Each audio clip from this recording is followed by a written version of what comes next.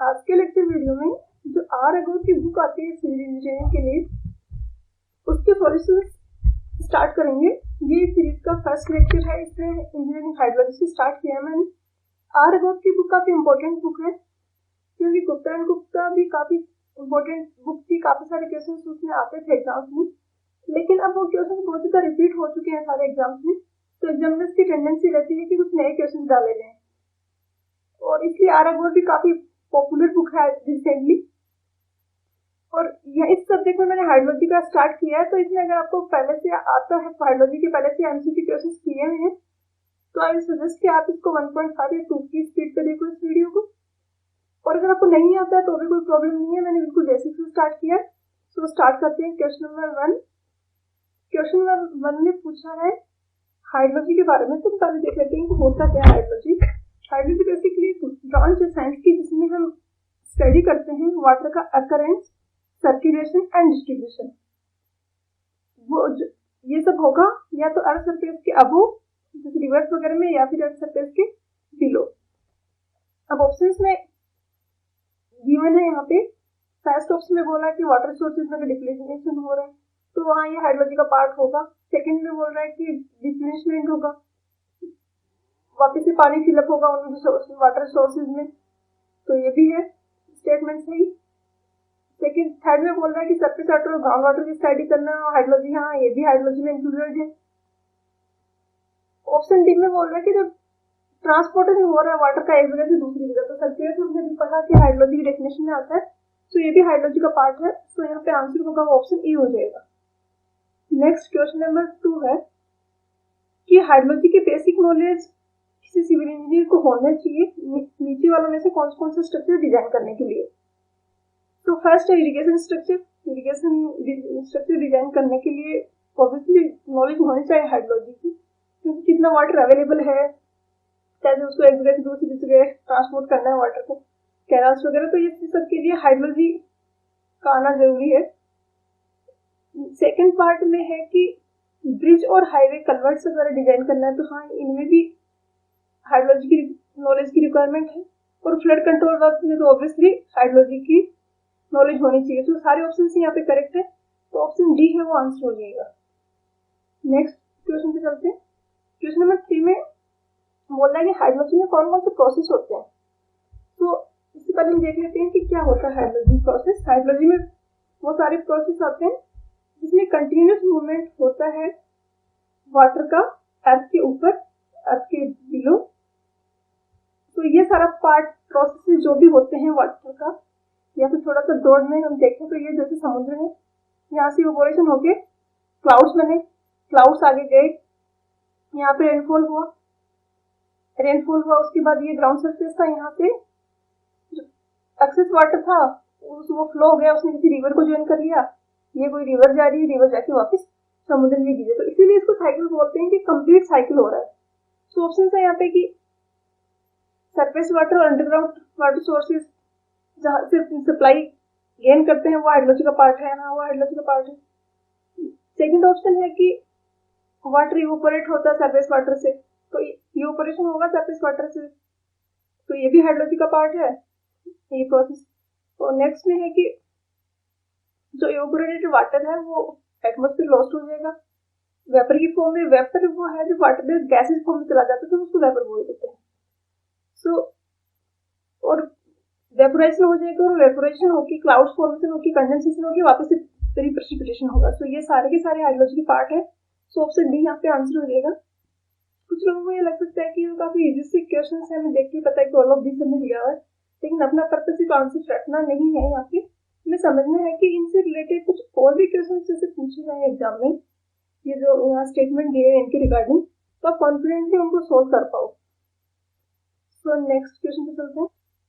Question 4 में बोला है कि हाइड्रोलॉजी साइकिल कंप्लीट होता है तो उसमें कौन कौन सी चीजें होती हैं। यहाँ पे 2 स्टेटमेंट दिए हुए हैं। फर्स्ट में बोल रहे हैं कि सन हेल्प करता है इवोपोरेशन में, ग्राउंड वाटर सोर्सेज और सरफेस वाटर सोर्सेज में। यहाँ पे कुछ लोगों को ये डाउट हो सकता है कि ग्राउंड वाटर में कैसे करेगा, सरफेस वाटर सोर्सेज जैसे लेक्स, रिवर्स वगैरह में तो होगा इवोपोरेशन, लेकिन ग्राउंड वाटर में भी होता है। ये जैसे सोयल है, देखा होगा बारिश के बाद ये पूरी सोयल होती है वेट, लेकिन एक दो दिन निकलते पूरी पूरी ड्राई हो जाती है। तो ये पानी कहाँ गया? ऑब्वियसली ये पानी इवोपोरेट हुआ। और ये पानी ग्राउंड वाटर ही है। ग्राउंड वाटर सिर्फ वही नहीं है कि हम वेल वगैरह से जो पानी गेन कर रहे हैं वो भी ग्राउंड वाटर है। जो भी पानी सोइल पोर्स में अर्थ सरफेस के नीचे है वो सारा का सारा ग्राउंड वाटर है। नेक्स्ट स्टेटमेंट में बोल रहे हैं कि कोरियोलिस फोर्सेस की बात हो रही है। तो हम पहले कोरियोलिस फोर्सेस देख लेते हैं। इस तरीके से कोई ऑब्जेक्ट है, स्फेरिकल ऑब्जेक्ट है ये। अब अगर ये इस एक्सिस के अबाउट रोटेट हो रहा है, जो एक्सिस इस प्लेन के परपेंडिकुलर पास हो रही है और ऐसे रोटेट हो रहे हैं, तो यहाँ पे कोई मास रखा हुआ है और उस मास पे ऐसे फोर्स लगेगा। यहाँ पे कोई मास रखा हुआ है तो इस पे इधर की तरफ फोर्स लगेगा। ये फील किया होगा आपने, अगर आपने कभी झूले में बैठे हैं राउंडेड वाले में, तो हर बार पोजीशन पे जब हम ऐसे घूम रहे हैं तो ऐसा लगता है कि थ्रो कर देगा झूला बाहर। तो इन फोर्सेस को बोलते हैं कोरियोलिस फोर्सेस। अब यहाँ पे कोरियोलिस फोर्सेस के बारे में पूछा है कि कोरियोलिस फोर्सेस कॉज करते हैं और कंट्रोल करते हैं सर्कुलेशन ऑफ इवोपोरेटेड वाटर। अब अर्थ सरफेस भी रोटेट कर रही है, ऐसे अर्थ है वो रोटेट कर रही है ऐसे, तो यहाँ पे जो वेपर की पार्टिकल्स हैं ये सब अफेक्ट होते हैं कोरियोलिस फोर्सेस के कारण, क्योंकि अर्थ भी रोटेट कर रही है।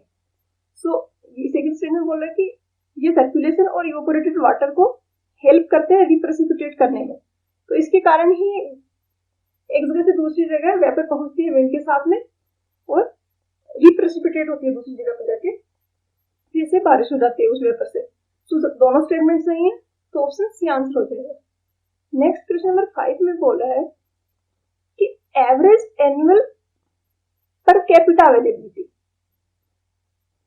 एनुअल एक साल के लिए, साल में एक पर्सन के लिए कितना पानी अवेलेबल है, ये होता है average annual per capita availability. अब यहाँ पे सारा का सारा पानी है, सिर्फ हम जो पानी पीते हैं या अपने डेली लाइफ में यूज करते हैं वही नहीं है, जो इरिगेशन में इंडस्ट्री में यूज होता है सारा का सारा इसमें इंक्लूड किया जाता है। तो ऑप्शन है यहाँ पे, इनमें ऑप्शन ए होगा वो करेक्ट होगा। इसको आपको याद ही रखना है, न्यूमेरिकल वैल्यू है कि पूरे वर्ल्ड में अगर 72 मीटर क्यूब या कोई और यूनिट मान लो, कुछ भी यूनिट है ये 72 अगर अवेलेबल है, तो अपने इंडिया में है वो 17 है। तो ये रेशियो याद रखना है। बेसिकली इंडिया में 2019 ये वैल्यू थी, ये थी 1861 मीटर क्यूब पर पर्सन, 1861 मीटर क्यूब थी ये 2011 में। याद नहीं रखना है, थोड़ा सा आपको आइडिया होना चाहिए कि कितनी होती है।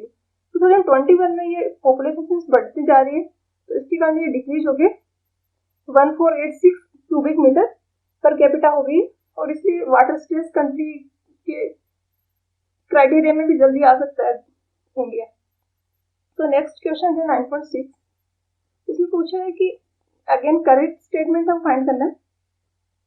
ऑप्शन पूछे हैं कि वाटर, ऑप्शन 1 में बोल रहा है कि वाटर इवोपोरेट होगा वाटर सरफेस से तो वेपर बनेगा। हाँ, वाटर गैसेस फॉर्म में कन्वर्ट हो जाता है, उस गैस को हम वेपर बोलते हैं, तो सही स्टेटमेंट है। सेकेंड में बोल रहा है कि आप इवोपोरेट होकर एटमॉस्फेयर में चला गया वेपर, अब वो गैस की फॉर्म में है, तो वो गैस के जो भी लॉज एप्लीकेबल होते हैं गैसेस में वो इसमें भी एप्लीकेबल होगी, तो सेकंड स्टेटमेंट भी सही है। थर्ड स्टेटमेंट में बोला है कि वो इवोपोरेट वाटर कंडेंसेशन होता है कि जो गैसेस फॉर्म में वेपर की फॉर्म में वाटर था इसका वापस से लिक्विड फॉर्म में कन्वर्ट होना कंडेंसेशन है। तो इसमें बोला है कि कंडेंसेशन होगा और फिर रेनफॉल होगा, रेन मिस्ट या स्नो किसी फॉर्म में प्रेसिपिटेशन हो सकता है, तो ये स्टेटमेंट भी सही है। नेक्स्ट है कि जो पानी जो वाटर वापस अर्थ सरफेस पहुंच रहा है उसको हम प्रेसिपिटेशन बोलते हैं।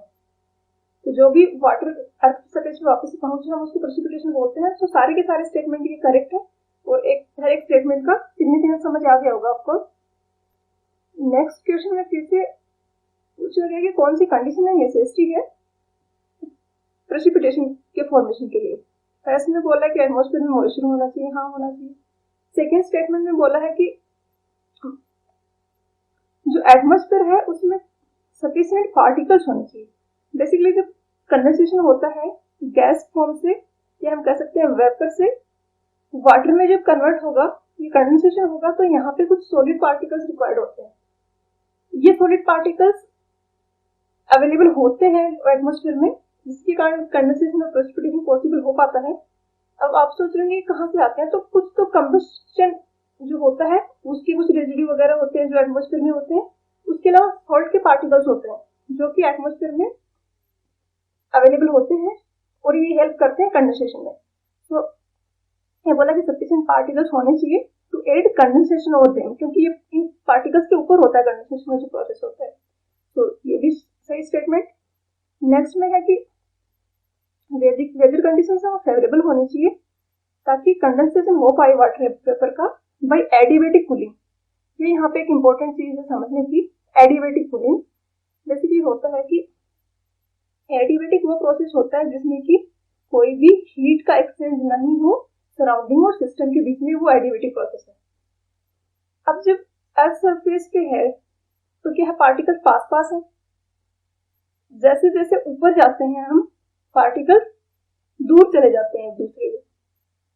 अब हीट का कोई एक्सचेंज नहीं हो रहा, पार्टिकल्स दूर चले गए, पार्टिकल्स को दूर जाने के लिए वर्क करना होता है अपने सराउंडिंग पे, और इस तरीके से सिस्टम की जो पार्टिकल्स का जो सिस्टम था इसकी एनर्जी डिक्रीज हो जाती है, और एनर्जी डिक्रीज होती है इसके कारण इसका टेम्परेचर भी डिक्रीज हो जाता है। तो इसको एडिबेटिक कूलिंग बोलते हैं। तो ये होना जरूरी है प्रेसिपिटेशन होने के लिए। इस एडिबेटिक कूलिंग के कारण टेम्परेचर कम होगा और उसके कारण कंडेंसेशन होगा। ये कैसे होता है नेक्स्ट क्वेश्चंस में देखेंगे। नेक्स्ट है कि जो प्रोडक्ट फॉर्म होंगे कंडेंसेशन के कारण उनका अर्थ पे पहुंचना भी जरूरी है। ऑब्वियसली कंडेंसेशन हो गया, उसके बाद जो है वाटर उसका अर्थ सरफेस पे पहुंचना जरूरी है। तो all of this next statement question में पूछा है कि कौन सा करेक्ट स्टेटमेंट है। ऑप्शंस है यहाँ पे। ऑप्शन से पहले हम एक बार ये देख लेते हैं थोड़ा सा थ्योरीज के बारे में कि क्या क्या होती हैं ये चीजें। एक होता है लैप्स रेट, जैसे कि ये अर्थ की टोपोग्राफी, ये यहाँ पे कोई प्लेन एरिया है और ये यहाँ पे पास में कोई हिल एरिया है, ये हिल है, ये प्लेन एरिया। अब जैसे जैसे ऊपर की तरफ जाते हैं टेम्परेचर डिक्रीज होता है। तो देखा होगा समर्स में हिल स्टेशन फेमस होता है। समर्स में हिल स्टेशन पे काफी कोल्ड सा एटमोस्फेयर होता है, काफी कम टेम्परेचर रहता है, गर्मी मिलती है। तो जैसे जैसे हम ऊपर जाएंगे ज्यादा हाइट पे टेम्परेचर डिक्रीज होगा, और ये टेम्परेचर जिस रेट से डिक्रीज हो रहा है उसको बोलते हैं लैप्स रेट। रेट होगा जैसे कि 10 फॉर एग्जांपल 10 किलोमीटर आपने 2 ले लेते हैं, काफी ज्यादा हो गया इसमें, 2 किलोमीटर ट्रेवल किया आपने ऊपर की तरफ, तो वहां पे टोटल डिक्रीज हुआ टेम्परेचर का 10 डिग्री सेंटीग्रेड 2 किलोमीटर में। तो लैप्स रेट हो जाएगी 10 डिग्री सेंटीग्रेड डिवाइडेड बाई 2, तो 5 डिग्री सेंटीग्रेड पर किलोमीटर, इसको बोलते हैं लैप्स रेट। तो नेक्स्ट स्टेटमेंट में यही बोला है कि इस रेट होती है इसको लैप्स रेट बोलते हैं। नेक्स्ट स्टेटमेंट बी में बोला है यहाँ पे कि अब ये लैप्स रेट हर जगह सेम नहीं होगी। ये लैप्स रेट हिमाचल में, जम्मू में, दिल्ली में, बॉम्बे में हर जगह सेम नहीं होगी, प्लेस टू प्लेस वेरी करेगी, और प्लेस टू प्लेस भी टाइम के साथ भी वेरी करेगी। मॉर्निंग में या विंटर्स में जो रेट है वो समर्स में नहीं होगी, रेनफॉल में अलग रेट होगी लैप्स रेट। तो ये पर्टिकुलर टाइम पे और पर्टिकुलर प्लेस पे जो रेट होती है इसको बोलते हैं ambient lapse rate, ambient lapse rate. Next है कि अगर स्टैंडर्ड कंडीशन है कि कोई ड्राई एयर है और वो एक्सपैंड हो रही है एडिबेटिकली ऊपर की तरफ जाने से, तो उसका टेम्परेचर में जो उसकी रेट होगी लैप्स रेट वाली वो होगी 9.8 डिग्री सेंटीग्रेड पर किलोमीटर। तो ये इतना ही होता है, ये याद भी रखना है आपने कि अगर ड्राई एयर है और हम ऊपर की तरफ जा रहे हैं, एल्टीट्यूड अगर ऊपर की तरफ जाने से इंक्रीज हो रहा है सॉरी, तो 9.8 डिग्री सेंटीग्रेड 1 किलोमीटर की हाइट पे जाने से टेम्परेचर में डिक्रीज होगा। So all of these are correct. Next question में जाने से पहले एक बार वेपर प्रेशर का क्या होता है उसका कंसेप्ट देख लेते हैं। जैसे कि यहाँ पे कोई वाटर बॉडी है, कोई लेक बनी है, ये इसमें फिल्ड है वाटर से। अब वेपोराइजेशन होता है कि ये टॉप की जो सरफेस है, यहाँ पे जो पार्टिकल्स है इनको कुछ हीट चाहिए लिक्विड से गैसेस में कन्वर्ट होने के लिए, और इनको एटमॉस्फेयर से वो हीट गेन कर लेते हैं और ये एस्केप कर जाते हैं। ये होता है वेपोराइजेशन। ये यहाँ पार्टिकल यहाँ से इसको हीट मिली और ये वेपर बन के बाहर निकल गया, ये होता है वेपोराइजेशन। और ये पार्टिकल्स अब यहाँ पे है और इस बॉडी पे कुछ ना कुछ प्रेशर एग्जर्ट करेंगे, क्योंकि गैस होती है वो प्रेशर एग्जर्ट करते हैं, तो गैस में अब वाटर के पार्टिकल्स हैं तो ये भी कुछ प्रेशर एग्जर्ट करेंगे। तो यहाँ पे जो प्रेशर एग्जर्ट हो रहा है वो प्रोपोर्शनल होगा कितने नंबर ऑफ पार्टिकल्स में है। अब हर एक टेम्परेचर अगर इंक्रीज किया जाए, फॉर एग्जाम्पल टेम्परेचर इंक्रीज कर दिया जाए, तो क्या होगा कि ज्यादा पार्टिकल्स एस्केप कर पाएंगे, क्योंकि अब ज्यादा एनर्जी मिल पा रही है। ज्यादा पार्टिकल्स एस्केप करने के कारण उससे ये वेपर प्रेशर जो था वो और भी ज्यादा होगा। टेम्परेचर इंक्रीज किया, वेपर प्रेशर इंक्रीज होगा। अब जैसे फॉर एग्जाम्पल पहले 5 डिग्री सेंटीग्रेड टेम्परेचर था, उस पर वेपर प्रेशर की कुछ वैल्यू थी, उसके बाद 20 डिग्री सेंटीग्रेड हो गया दोपहर में टेम्परेचर, और अब यहाँ पे जो वेपर प्रेशर की वैल्यू होगी तो टेम्परेचर ज्यादा है और ये भी ज्यादा होगा, और ये एकदम से नहीं अचीव हो जाएगा। तो जरूरी नहीं है कि ये सैचुरेशन वेपर प्रेशर पे पहुंच जाए, कुछ टाइम तक ये प्रोसेस चलता रहेगा, उसके बाद सैचुरेशन आएगा। तो वहां पे जो कंडीशन बनी है कि अब और पार्टिकल्स का इवोपोरेशन नहीं हो रहा, बेसिकली यहाँ पे वेपोराइजेशन होता है, लेकिन जितने पार्टिकल्स का वेपोराइजेशन होता है उतनी पार्टिकल्स का कंडेंसेशन हो जाता है, इसलिए जो नंबर ऑफ पार्टिकल्स यहाँ पे अवेलेबल है वो सेम रहते हैं। तो टेम्परेचर बढ़ा के इंक्रीज हो गए। अब अगर हम ग्राफ प्लॉट करें इनका, कि एक साइड पे हमने वेपर प्रेशर लिया सैचुरेशन वाला, जरूरी नहीं हर एक टाइम पे सैचुरेशन वाले की इक्वल हो, इक्विलिब्रियम आने में थोड़ा टाइम लगता है, बट हाँ यहाँ पे हमने इक्विलिब्रियम वाली कंडीशन ले ली है कि अब और ज्यादा पार्टिकल्स नहीं एस्केप कर रहे हैं, अब वेपर प्रेशर जो है वो कांस्टेंट हो गया, और यहाँ पे दिया है टेम्परेचर। अब जैसे जैसे टेम्परेचर बढ़ाएंगे वेपर प्रेशर इंक्रीज होता जाएगा। तो अगर ये ग्राफ प्लॉट करें तो ये ऐसा सा एक कर्व बनता है, इस तरीके से एक कर्व बनता है। इस कर्व से अब अगर ये temperature for example 25 degree centigrade है और इसकी कोरस्पॉन्डिंग सैचुरेशन वेपर प्रेशर ये है, तो इस तरीके से आप निकाल सकते हैं। अब ये 25 डिग्री सेंटीग्रेड पे इतना चाहिए वेपर प्रेशर, लेकिन फॉर एग्जाम्पल अभी वेपर प्रेशर वो इतना ही है, सैचुरेशन की कंडीशन नहीं बनी हुई, और पार्ट एनर्जी है एटमॉस्फेयर में अवेलेबल, और पार्टिकल्स वेपोराइज हो सकते हैं। तो इतना था यहाँ पे किसी पर्टिकुलर पोजीशन पे, पर्टिकुलर कंडीशन पे इतना वेपर प्रेशर है। अब हम बिना एक्स्ट्रा वेपर ऐड किए हम इसको क्या सैचुरेशन पे पहुंचा सकते हैं। तो अगर हम इस तरीके से इसको डिक्रीज कर दिए जाए, ये यहाँ था लेकिन हमने इसका टेम्परेचर डिक्रीज कर दिया, इसको कूल कर दिया, और कूल करने के कारण अब इसका टेम्परेचर कुछ यहाँ पे होगा, फॉर एग्जाम्पल ये 20 डिग्री सेंटीग्रेड है। तो जो 25 डिग्री सेंटीग्रेड पे सैचुरेटेड नहीं था, लेकिन वो सेम वेपर टेम्परेचर डिक्रीज करने के कारण सैचुरेटेड हो गया। इस चीज का बहुत बड़ा कॉन्ट्रीब्यूशन है ड्यू, जो ओस की बूंदे देखी होगी गर्मी के मौसम में सुबह के टाइम होती है पत्तों पे, तो इसी के कारण होती है कि दिन में टेम्परेचर ज्यादा था। अब फॉर एग्जाम्पल दिन में टेम्परेचर ज्यादा था तो ये सैचुरेटेड थी, फॉर एग्जाम्पल सैचुरेटेड थी और यहाँ तक था उसमें। तो अब जैसे जैसे टेम्परेचर डिक्रीज हुआ है, पहले तो इतना मॉइस्चर था, इतना मॉइस्चर था, उसके बाद हुआ कि मॉइस्चर कम हो गया, सॉरी टेम्परेचर कम हो गया, तो कम मॉइस्चर होल्ड कर पाएगी है, तो 20 डिग्री सेंटीग्रेड पे इतनी होल्ड कर पा रही है, तो जो बचा हुआ है ये इसका कंडेंसेशन हो जाएगा। इसका कंडेंसेशन होकर जो वेपर फॉर्म में था वो वापस से वाटर की फॉर्म में, लिक्विड फॉर्म में आ जाएगा।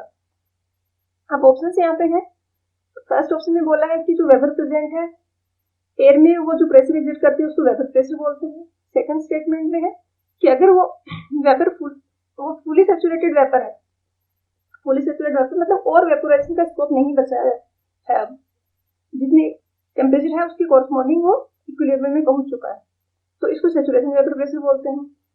नेक्स्ट में है कि वो टेम्परेचर जिसपे कि एयर सैचुरेटेड हो जाए सेम अमाउंट ऑफ वेपर, देखा ना हमने यहाँ पे वेपर तो इतना ही था जो इस पॉइंट पे है ये, लेकिन टेम्परेचर डिक्रीज करने के कारण ये यहाँ पे इस कर्व पे आ गया और ये सैचुरेटेड हो गया, तो इसको ड्यू पॉइंट बोलते हैं। तो इन सबको ड्यू पॉइंट टेम्परेचर बोलते हैं, यहाँ पे यहाँ पे यहाँ पे। नेक्स्ट है कि ड्यू फॉर्म होगी अगर ड्यू पॉइंट टेम्परेचर हम ग्रेटर है 0 डिग्री सेंटीग्रेड से। तो 0 डिग्री सेंटीग्रेड सा यहाँ पे ये सिग्निफिकेंस है कि अगर 0 डिग्री सेंटीग्रेड से कम होगा तो वेपर का सीधा स्नो की फॉर्म में चला जाएगा, आइस बन जाएगा उसका, सीधा वाटर नहीं बनेगा। तो सारे ऑप्शन यहाँ पे करेक्ट है। नेक्स्ट क्वेश्चन में पूछा है, क्वेश्चन नंबर 10 में इसमें पूछा है कि हाइट, एल्टीट्यूड की हाइट के साथ में टेम्परेचर, प्रेशर और डेंसिटी में कैसे वेरिएशन आएंगे।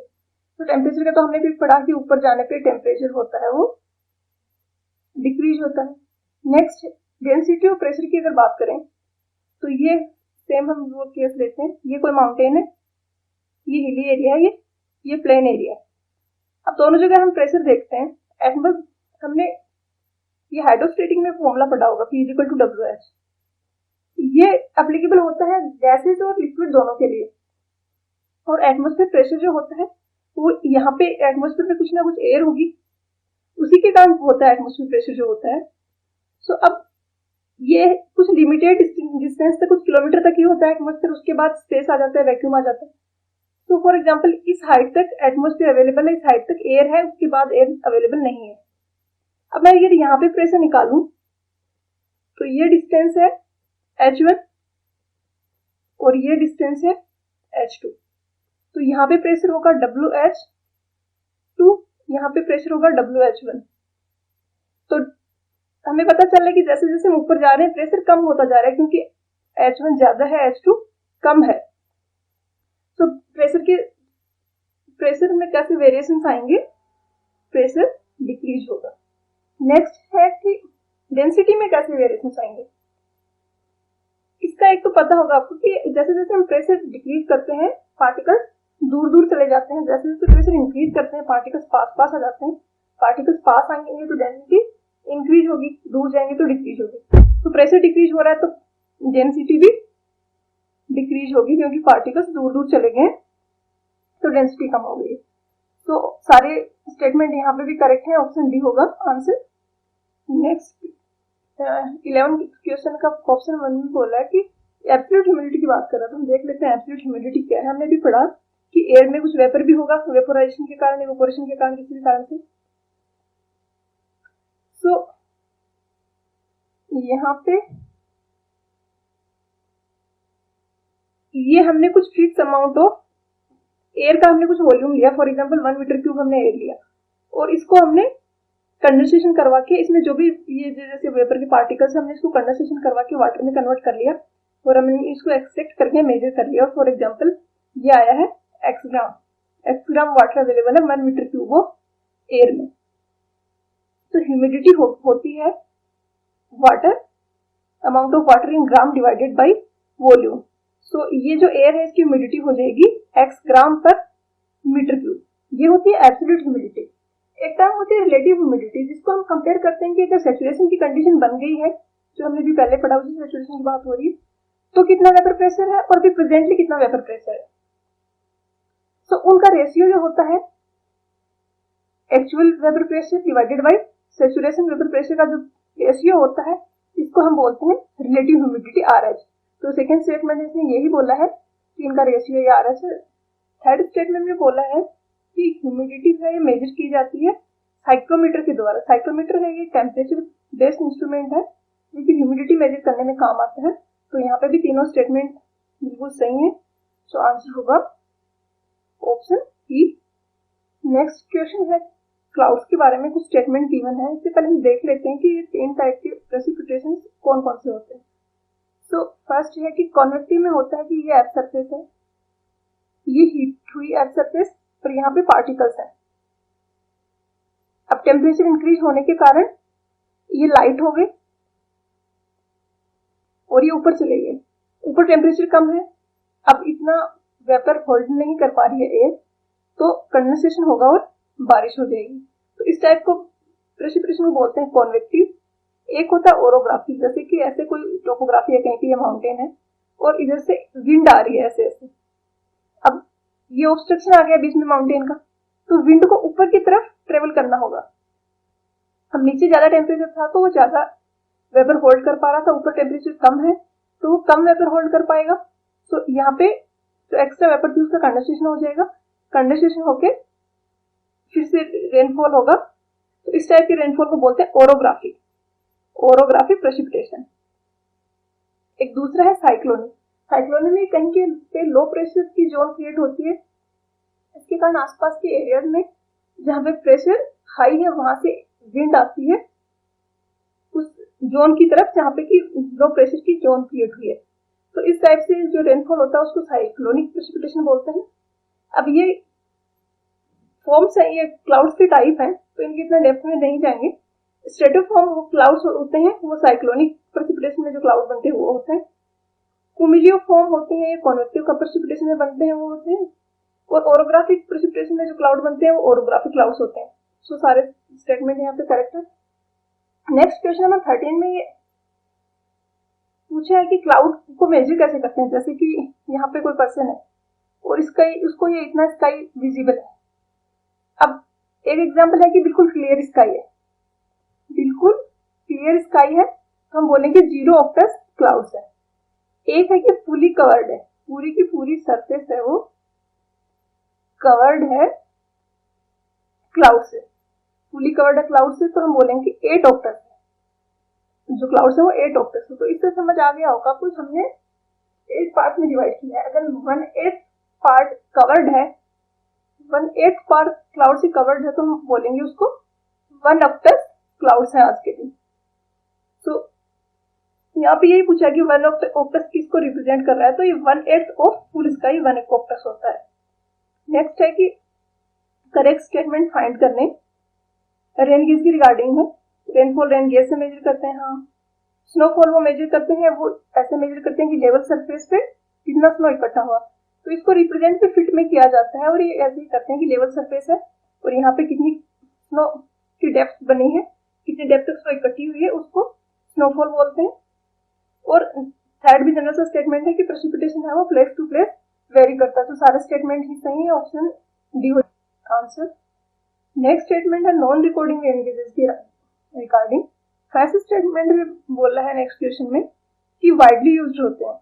तो इंडिया में जो टोटल रिकॉर्डिंग टाइम है उनमें 90% नॉन रिकॉर्डिंग है। तो हम कह सकते हैं कि ज्यादा वाइडली यूज होते हैं रिकॉर्डिंग की कंपेरेटिवली, रिकॉर्डिंग टाइप की कंपेरेटिवली। नेक्स्ट है कि ये रेन तो रिकॉर्ड करते हैं, रिकॉर्ड नहीं करते हैं टोटल कितनी रेन कलेक्ट हुई वो रिकॉर्ड करते हैं।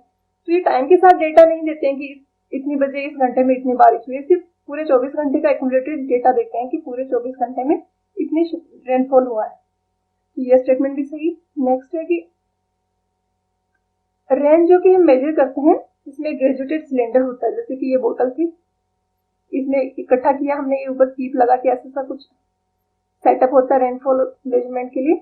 तो ये जो बोतल है इससे हम एक ट्रांसफर करते हैं कुछ ग्रेजुएटेड सिलेंडर होते हैं उनमें, और वो सिलेंडर पे एक स्केल बनी होती है जो कि डायरेक्टली रेनफॉल की वैल्यू देती है।